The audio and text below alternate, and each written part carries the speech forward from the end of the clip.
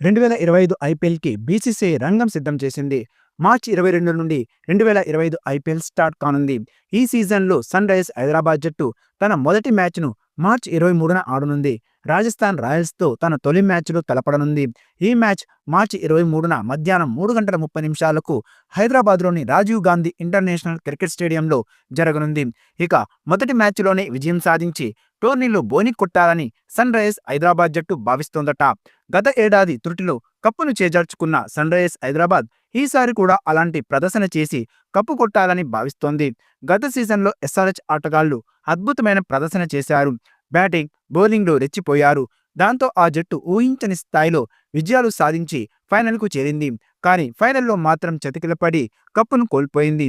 కానీ ఈసారి మాత్రం అలాంటి పొరపాటు చేయకుండా కప్పును కొట్టాలని ఎస్ఆర్హెచ్ టీం భావిస్తోందట.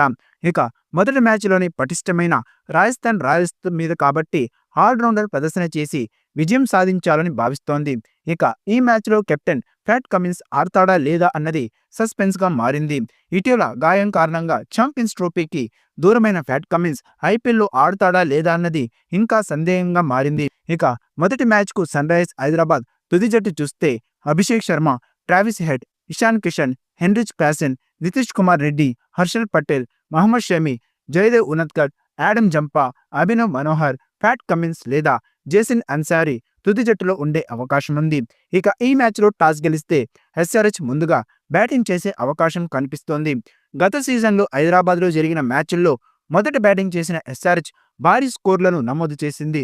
200కు పైగా పరుగులు రాబట్టింది. కాబట్టి ఈసారి కూడా మొదటి మ్యాచ్లోని రాజస్థాన్ మీద టాస్ గెలిస్తే మొదటి బ్యాటింగ్ చేసి ఆ తర్వాత బౌలింగ్లో ఆర్ఆర్ని కట్టడి చేయాలని భావిస్తోందట.